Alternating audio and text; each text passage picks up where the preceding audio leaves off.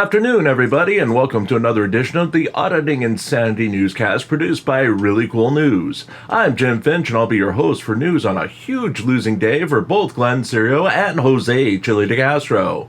We're trying some new things with the broadcast, and since Verbo has the night off and I'm not feeling the best, we'll go into those things tomorrow. Since we're ultra late as we're writing this, we're just gonna skip pleasantries and go directly into the news today. Folks, as they ask us to focus on GoFundMe, disastrous day for Chille DeCastro.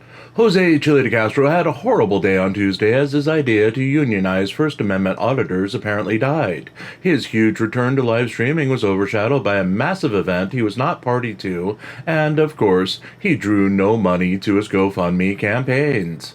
DeCastro had been hyping his idea for a union of auditors who would pay him monthly dues and be under his command for the past few weeks. The idea would be to pool the due money under his direct control to send reporters out to cover various news stories. In the past, similar concepts had seen DeCastro literally want to unite the auditing world under his command.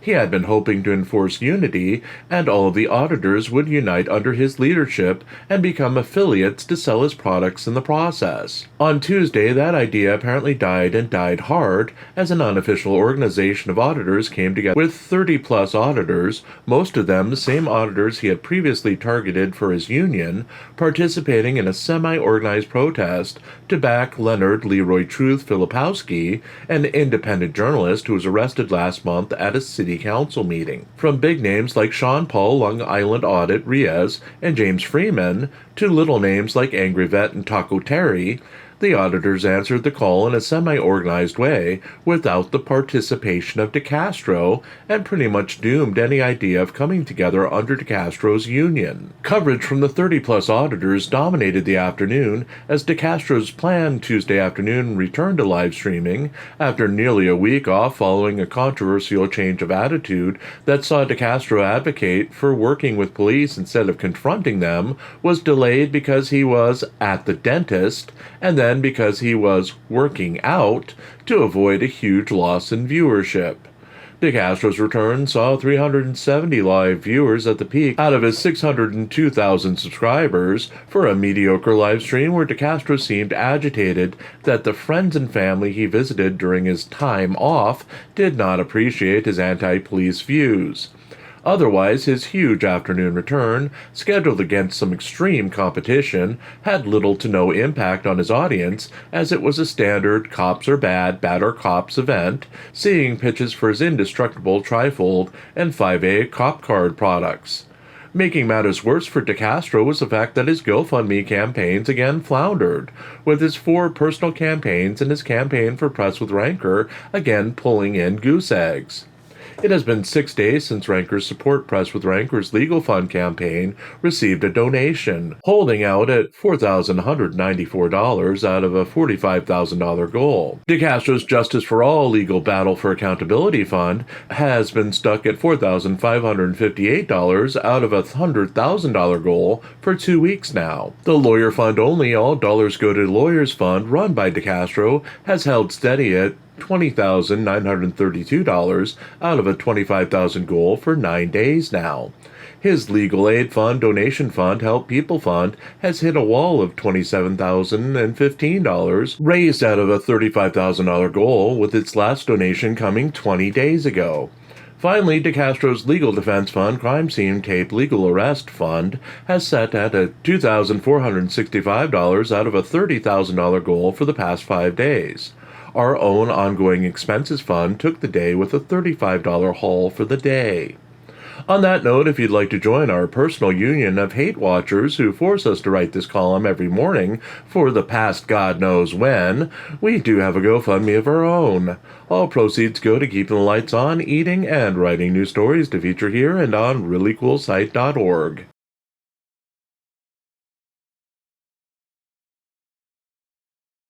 Serio has 3 hearings, sees 5 dismissed on Tuesday. YouTuber and internet auditor Glenn Cerio's plan to sue officers from Mukilteo, Washington's police department over arrest 2 years ago failed on Monday, as all 5 of his small claims court cases against the officers were thrown out, according to YouTuber and Glenn Cerio expert Chille Klein. Serio had the first 3 of 5 scheduled mission hearings with an attorney representing the officers at the small claims court on Tuesday, which Klein reported resulted in no agreements by the parties and instead saw the judge throw out all of Serio's claims against the officers with prejudice. 3 of his police-related lawsuits were from an incident when he was arrested at a Mukilteo police station on January 14, 2022. He had added a specific charge against Officer Danielle Bell of accepting bribery gifts as she was sent a gift basket by YouTubers as an apology on behalf of the YouTubers for Serio's behavior. Serio equated that as a bribe that led to his arrest. YouTuber Glenn Cerio previously aired video of himself serving officials of the city of Mukilteo with a small claims court summons, which he would later claim to be service for a $50 million federal civil rights lawsuit against the city. Serio has yet to produce any federal civil rights lawsuits. With the dismissal of the 2 batches of police lawsuits and no sign of Serio's planned federal lawsuits, the only thing left on the horizon for Serio are his lawsuits against Everett, Washington's police force, Chille Klein herself, and Everett Police Department criminal analyst Erica Bennett. Correcting our previous coverage, Klein is being sued by Serio for distributing an unredacted copy of a 2019 police bulletin written by Erica Bennett and airing it on her YouTube channel. In her latest video, Klein explains that she no longer remembers where she got the bulletin from, but aired it as news and without malicious intent. Serio has threatened to sue Bennett for $100 million in federal court for her production of the document, as it contained his social security number and his driver's license number in order to help officers identify him.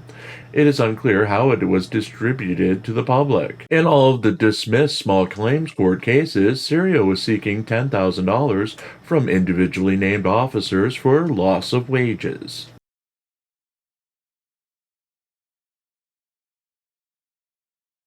Dozens of independent journalists support Leroy Truth in New Jersey. A little over 2 dozen independent journalists from around the nation gathered in Union City, New Jersey to attend a gathering at the Union City City Hall in support of former auditor and now independent journalist Leonard Leroy Truth Filipowski, who was arrested at a city council meeting last month in the city. Filipowski claims to be facing 8 charges related to his ejection from the meeting last month as he used his public speaking time to make personal attacks on members of the council and Mayor Brian Stack, after violating guidelines including one that requires public speakers to stand behind a podium while addressing the city council.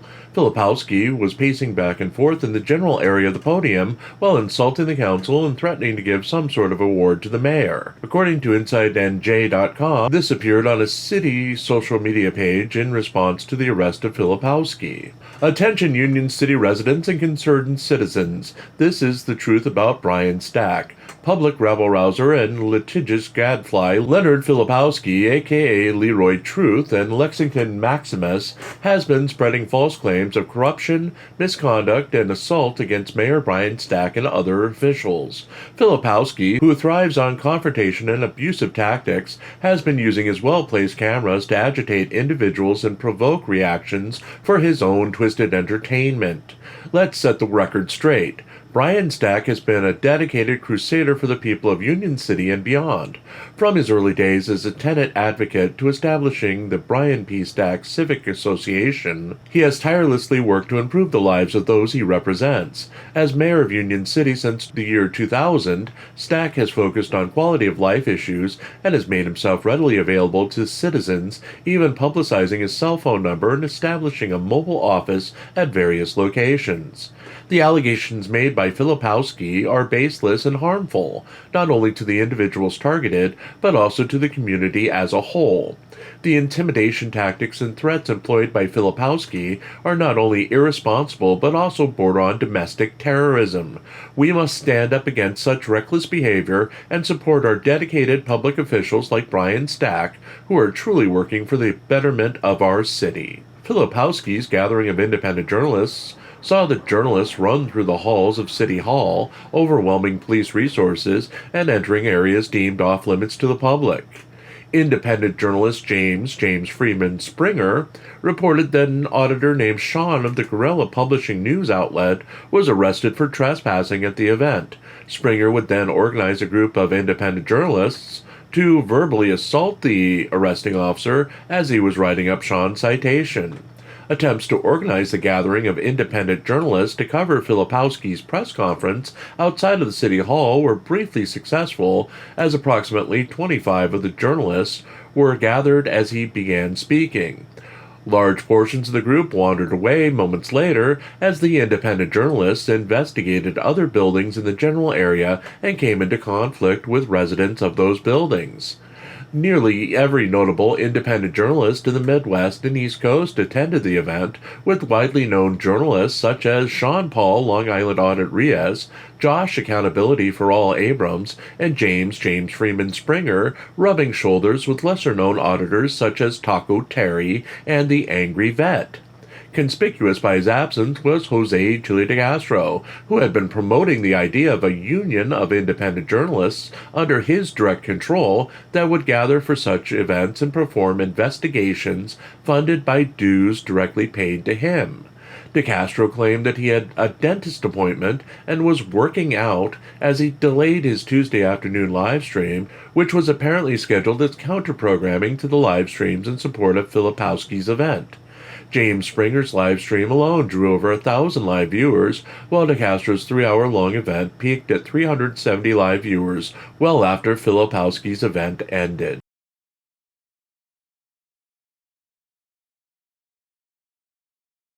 DeCastro, don't dream it's over. Yesterday's gathering of independent journalists in New Jersey without the presence of self-appointed leader Jose Chille DeCastro pretty much ended any hope of his strange idea of unionizing the former First Amendment auditors into any sort of union under his direct control. He's allegedly wanted to control the movement, which formerly focused on First Amendment auditing for years now. A document attributed to DeCastro, but later claimed to be fake, demanding fees from the other individuals in the community for use of his videos and to accept him as leader, was first sign of things to come in the winter of 2023. Yes, he denied it when it was leaked, along with an organization that he promoted of auditors grouped under his command, but it never happened, as like with everything DeCastro touches, it'll take years to go from brilliant idea to being birthed into the world. His current idea of unionizing the former First Amendment auditors came after he was released from jail a few weeks back. The added dues part was what stood out to me, as in he wants to find a way to monetize the work of others in support of, Chille DeCastro. The other independent journalists would pay him to report, and he might just maybe give them money to help them with travel costs or with lawyers should they poop the bed in an investigation gone wrong. This has no Jimmy Hoffa vibes at all, guys. So with DeCastro's union, there'd be a code of conduct set solely by DeCastro to follow while working on stories, and those that violated the code of conduct would have to forfeit their dues and leave the organization for the good of the organization. Right, folks? Much like digital detainment would work, as everyone in the world would agree they wouldn't run or fight or object to arrest, the honor system would work, as all the former auditors would just unite under his leadership and everyone would toe the line. Ah, sweet innocent Chille. There's not a chance in hell of that ever happening. Last week, DeCastro proposed some of those guidelines to his audience on his Thursday night live stream. The reaction of being nice to the police, cooperating with the lawful commands, and respectful because the judge is watching, was enough to cause his normal supporters to drop into deep depression or fits of laughter because Mr. Anarchy, Mr. Jackboot Thug Pigs couldn't be serious. With the revelation that his fans hated the message, he took a few days off, like he normally does when he does something extremely stupid, and apparently test marketed it to his friends and family, and was aghast, yes, aghast, that his friends and family didn't hate the police enough to care. Now imagine Imagine the auditors or independent journalists under his command. Yesterday, a mob gathered in New Jersey. It was between 2 dozen and 3 dozen independent journalists coming together to support Leonard Leroy Truth Filipowski. Leroy Truth is someone they like, but Leroy Truth bored them. Before he could get them assembled, at least 20 were running down the halls of Union City, New Jersey City Hall like a batch of gremlins in the classic movie Gremlins 2. One got himself arrested. The rest of them were hurling slurs at the officers. Some were whining, others were crying, and at least one was testing every officer's threshold to arrest by his being especially obnoxious and screaming that they were thugs.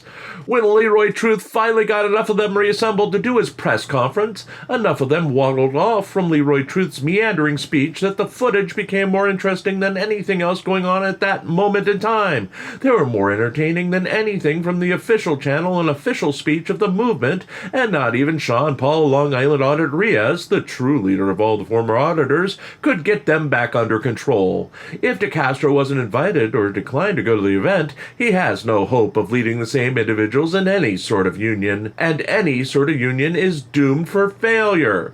DeCastro is no leader. Josh Abrams, James Freeman, or even LIA would roll their eyes at his leadership, and without them, there's no movement. Like it or not, DeCastro has never demonstrated the ability to lead, and they will eat him alive if he even tries. Our advice from here would be to admit that the union is a simple cash grab. Stop selling the 5A cop cards and come out with some line of universal press cards. Selling the idea of a simple card being recognized by all the police officers in the world as granting the bearers special powers beyond that of mortal men. A card that lets them do anything in the name of journalism. A card that says you'll fight for them in court if you're in trouble, and comes with a $20 low monthly fee for the right to call yourself a journalist. Oh God, I've created a monster. Don't dream it's over, Chille. The union won't work. But the Chille DeCastro Universal Press Pass, I get 50%, and not the phony baloney deal you offered Colin Campbell, cash on the dollar with every sale or I'm out. Act now, Chille. Your future is waiting.